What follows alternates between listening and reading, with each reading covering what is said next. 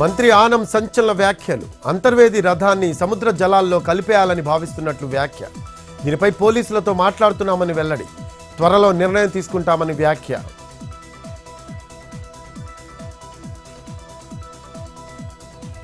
నేడు బాపట్ల జిల్లా మేదరమెట్లకు జగన్. ఉదయం 9:30 తాడేపల్లి నుంచి పయనం. వైవి తల్లి పార్థివ దేహానికి నివాళులర్పించనున్న వైసీపీ అధినేత. కుటుంబ సభ్యులకు పరామర్శ.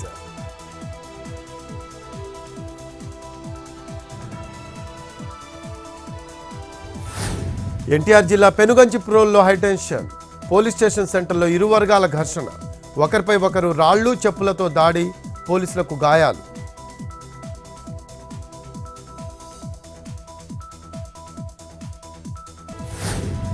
హైదరాబాద్ షేక్పేట్ డైమండ్ హిల్స్లోని ఓ ఇంట్లో చోరీ.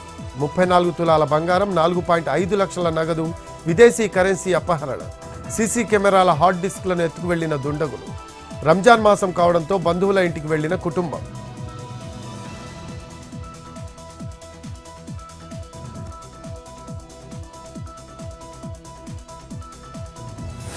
నెల్లూరు జిల్లా ఎస్ఆర్ నగర్ జాతీయ రహదారిపై ఘోర ప్రమాదం. ప్రైవేట్ ట్రావెల్స్ బస్సు బీభత్సం. మూగ జీవాలను ఢీకొట్టిన వాహనం. 12 గేదెలు మృతి.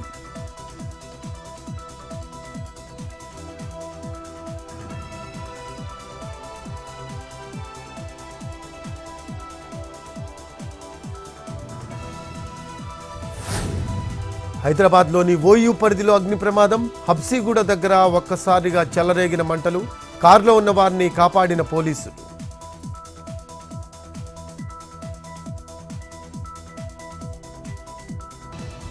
తగ్గిన బంగారం ధరలు. 22 క్యారెట్ల 10 గ్రాముల పసిడి 82,090 రూపాయలు. 24 క్యారెట్ల 10 గ్రాముల పుత్తడి 89,550. కిలో వెండి 1,11,800.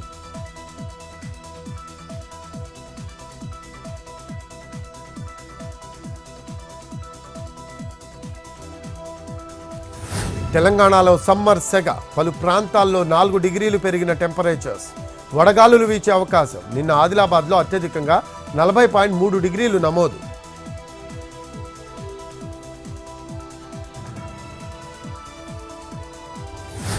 విశాఖలో ప్రారంభమైన సిఐఎస్ఎఫ్ సైక్లోథాన్ 2025.